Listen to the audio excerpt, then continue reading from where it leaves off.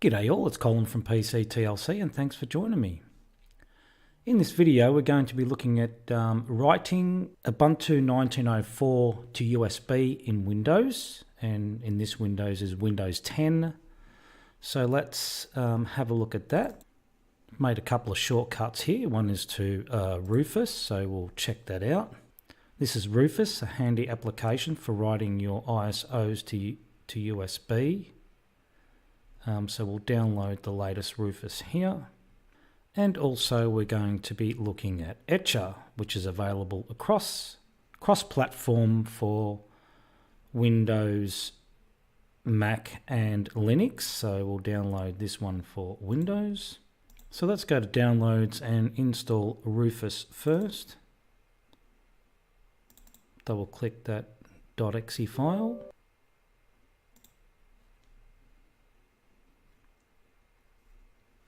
Well, actually, it's not a .exe, it's just a executable, isn't it? So that's running straight away. Okay. All right, so let's have a look at, looks like Etcher is an executable as well.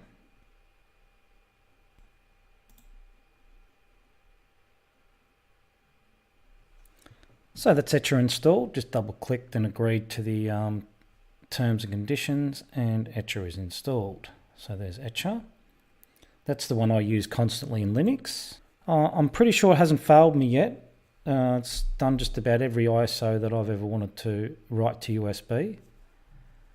So let's start with Rufus. Let's get Rufus fired up and let's write Ubuntu 1904 to the disk. So here's Ubuntu 1904. I've downloaded the ISO. So we shall choose our device, which is, there's no label on the device, which is E drive, which I've got a device in USB drive there. That's actually got Ubuntu on it. Let's select our disk or ISO, yep, and let's select our image.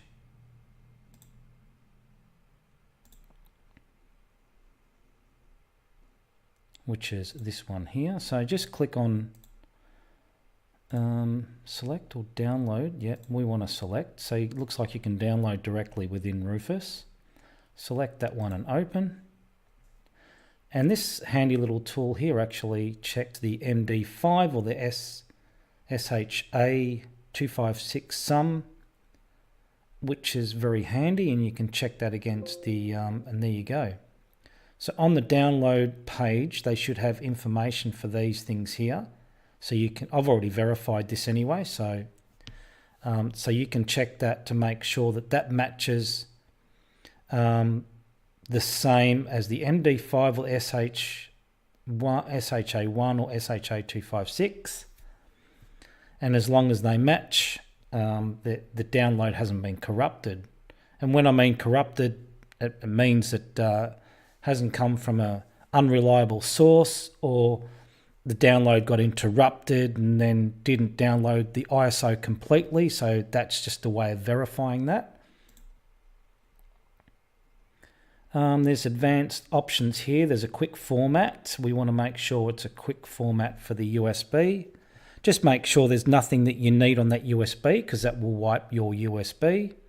File system is going to make FAT32. Volume label, Ubuntu 1904, that's fine. We want MBR, I'm pretty sure, or GPT. I think just for writing a USB should be MBR should be fine, and for BIOS or UEFI. Yep. There's advanced options there as well. And if you're using an old BIOS, you can actually check this, which is add fixes for old BIOSes. Adds a little bit extra into the USB that'll boot on older hardware, I believe. And that should be it. We're ready to go. We'll click the start button. So we've got an error here, which is download error. Only includes the installation files for EzeeLinux 6.03. As new versions of EzeeLinux are not compatible with one another, and it wouldn't be possible for Rufus to include them all, 2 additional files must be downloaded. Let's just click yes. Okay. And write in ISO image mode, recommended. Yes, we'll do that. Warning, all data on device will be destroyed. To continue with this operation, click OK. Let's do that.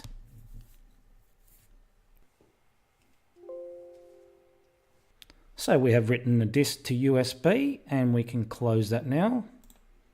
So now what I want to do is I want to switch over to an external camera and hopefully I can get some reasonable quality out of that. We'll see how we go. Okay, so we've written our ISO, our Ubuntu 1904 ISO to USB. What to do now? Well, what we need to do is we need to restart in recovery mode. So what I'm going to do is I'm going to sign out. So we'll sign out to the login screen. So this is the Windows login screen. Now what we need to do is hold the Shift key down. So I'm going to hold down the Shift key like so. We're going to go to the power button, click that and click on restart. Now you've got to do this on the sign-in screen and that should bring us into recovery. So we'll just, and now that's brought us into the recovery screen. So what we want to do is we want to use a device, use a USB. So if I can zoom in on that a little bit more, might not be good quality I don't think. Use a USB, network connection or Windows recovery DVD. So let's do that one. And we want to, I'm booting in EFI, so use EFI USB device. Let's click on that. And that hopefully should boot Ubuntu, which it has done. So if we zoom in on that, probably not very good quality there. I'll try and take it over a little bit. So that's probably better, I think. So you can see that there. Try Ubuntu without installing. That's what we want to do. So anyone who's running Windows, you can go up to that try Ubuntu without installing, which is the top one, and that's the default one that comes up. So if you want to try Ubuntu without installing, you can do that. And you can run the live version of Ubuntu and try it out, see if it works well on your computer. If you don't like it, your computer is not touched. So what that will do now is boot into Ubuntu, and you can try Ubuntu out without even changing your computer. You can, if you decide you don't like it, you shut it down, take your USB out, and you will be back on Windows 10. And let's have a look at that. So there we go, Ubuntu 1904. I'm not going to try and zoom too much on this because it doesn't seem to do too well on Zoom with the quality. Not on the camera not on the screen that I'm looking at on camera anyway. So we can run through this, we can try it out, you can do whatever you like in here, and if you don't like it, you can just go to shut down.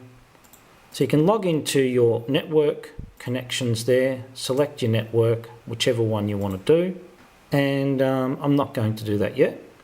I'm going to show you what happens here. So what we do is we go, we've had a look around, power off the system, Ubuntu will shut down. You can see my USB stick to the side there.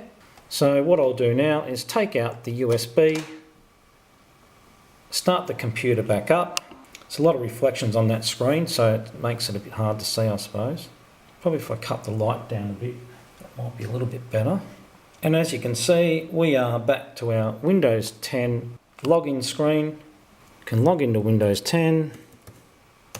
You can see my password, I really don't care. It's just a quick one to get this Windows 10 up and going, and then it won't be on here for too much longer. So we're back into Windows 10, not a problem. So everything's gone well there as expected. Ubuntu's booting fine because that disk had Ubuntu on there before. So Rufus has written that disk A-OK. So we'll now go back to Windows 10 and we'll write the disk with Etcher. Alright, so we're back in Windows 10. Now what we're going to do is we're going to write the USB with Etcher. So what we do is we select our image, go to downloads for me and select the Ubuntu 1904 image, and you can see if you click on change, you can see what drives are there. What I'm going to do is just shut that down for a minute. I'm going to put another USB of mine in here. So we're going to do that. So we're going to open up Etcher again, select the image. Yep, Ubuntu 1904.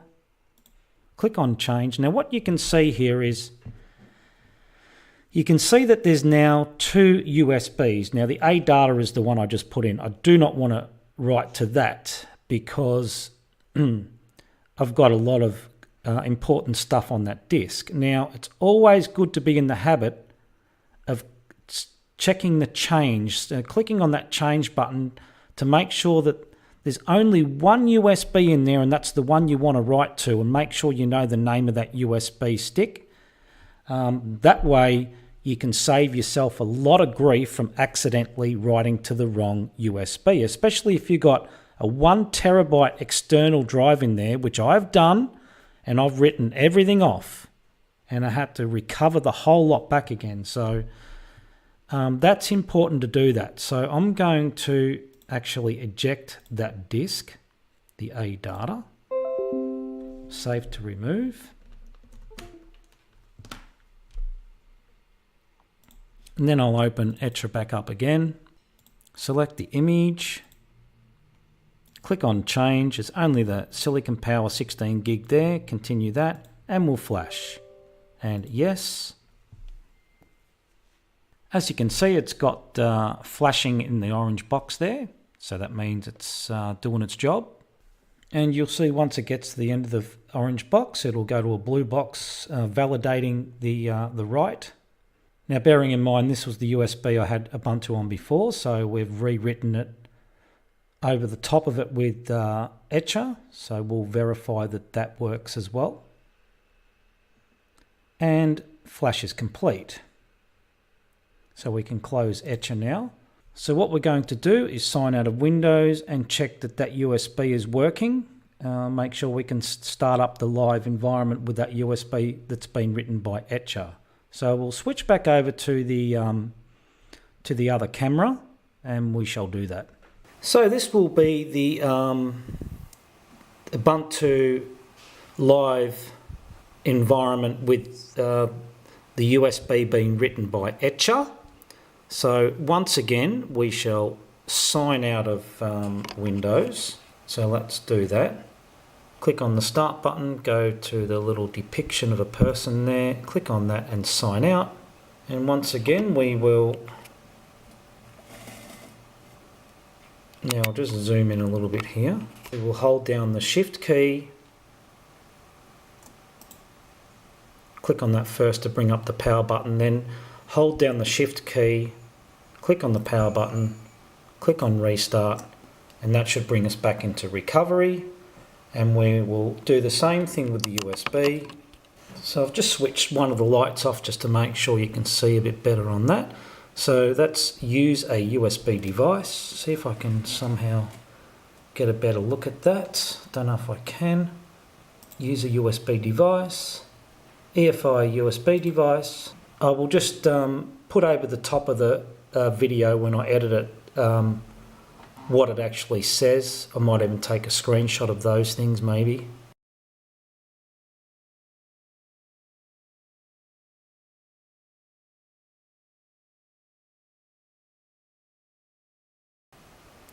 So try Ubuntu without installing. That brings us into the live environment. And there we have the Ubuntu live environment desktop written by Etcher. So as you can see, there's two ways of writing your Linux ISO to USB. It doesn't have to be just Ubuntu, it can be any Linux. It's just that I'm using Ubuntu 1904 to show that. So while we're on the subject of holding the shift key and booting into recovery, what we're looking at is pretty much boot options. Holding the shift key in the login screen of Windows 10 and clicking restart brings you into that recovery, which is what I've been showing you. So I just thought I did come across another Toshiba, which I'm currently working on, which is this one here. Now this one, I did a recovery. That's a Toshiba Satellite Pro. Now I did a recovery on that one, and it didn't show the USB. So luckily I had this in my possession, working on it, and I thought, well, that's not good because the information I'm giving in this video is really not a lot of information, just showing recovery. So I just thought I'd take you through the different ways of booting. Now this laptop here, when you boot this laptop, if Windows 10 when it starts normally goes straight to the splash screen and starts straight away, so it doesn't give you any options when it's booting. So if you restart from the login screen, even without holding the shift key, it should give you the boot options. So for this one here is F12. So I'm pretty sure if you click restart even without holding the shift key, on this Toshiba here, it does that. Windows is not on there now. I've got Linux on there at the moment, but when I did the recovery, no USB, I tried a restart from the login screen without holding the shift key, and then it gave me a little line across the bottom here, press F2 for setup, F12 for boot options. So boot options is what we're after.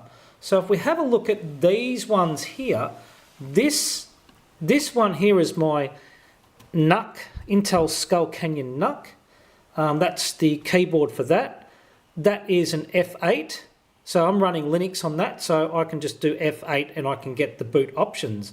I can boot from hard drives, or I can boot from USBs, depending how many hard drives are connected and how many USBs are connected. So it'll give you a choice by pressing F8. Now this HP keyboard here, fairly old. I've got a HP computer that goes with that, but I don't use it. But there is a desktop computer I've got here, and to get the boot options for that is also F8. That's just the standard desktop. Now, maybe desktops are F8 across the board. It may depend on the motherboard, I think. So that's that there. So this, like I said, this laptop here, F12. This laptop here, also satellite. Now this one here's a satellite. That's my Toshiba satellite. That's F12 to boot. And this one here is a Satellite Pro. That's also F12 to boot for boot options. And then you've got this Lenovo. Got a Lenovo here, IdeaPad 110. So that one there, this one's slightly different. It's F12, but I have to hold the function key down and press F12. Now, how that works with Windows, I don't know, because I didn't try it with Windows. But I'm assuming that if you did a restart from the login screen without holding the shift key, or even holding the shift key is probably the best option first. You can do the USB thing in the recovery, or you can do just a normal restart and then function F12. So as it's starting, just keep tapping it like that, which is what I do with all of them. And this one here is a HP. That's my HP. That's EliteBook. Now that one is pressing the escape key on startup. And once again, I'm not sure how that works with Windows because I run mostly Linux. So I only know with this one I was running Windows, and I got the situation where the USB wasn't showing up. So maybe it's a bit old for that. Didn't work that way. Now the only other option you have when doing so is to either F2 on a lot of computers is to go into setup mode, and then you change your setup mode to boot the USB automatically. So if you go into the BIOS, and I can probably show you here. Let's just start this one up, and we'll do a F2. Well, actually, I've got a. Let's have a look here. Just get rid of that, stopping the reflections there. So if we look at this, we got system setup. So let's go into system setup, and there's my system setup. So if I go to boot there, So I'd probably have to have a USB for that to happen. So now you can see I've got a USB connected, and if I hit the plus button, I can move that up the top. Now that's my boot order, so that's automatically going to boot to the USB. But the thing is with this one, and let's put that one back on top because that's what I like to boot with first. And then you got your optical disk drive, which is normally second. With this one, because if I go into here, I'm EFI booting, as you can see. So I don't even have to set that to boot via USB, because the UEFI by default, which I seem to not be able to turn off, automatically looks for a USB on startup.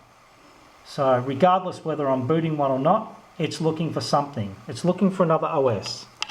So I just thought I would show you the different options for booting, especially the boot options, because it was apparent to me that on this Toshiba that I'm working on currently, it brought to my attention, luckily, before I finished editing this video, that just holding the Shift key and restarting is not always going to be an option in Windows 10. So I just thought it was important to add all the information, or as much information as possible that I could, just to arm you guys with the knowledge of being able to boot into a different desktop, because it might be something that relates to your computer, hopefully anyway. That was writing Ubuntu 1904 ISO to USB in Windows 10 using both Rufus and Etcher, and also a bit of a low quality camera work in real time, just showing you that the USB does boot, and also how to boot the USB by logging out of Windows 10 to the sign-in screen or the login screen, and booting from the sign-in screen holding the Shift key to get to the Windows 10 recovery and be able to boot your USB. I hope you enjoyed the video, hope you found it interesting and informative, and thanks for watching.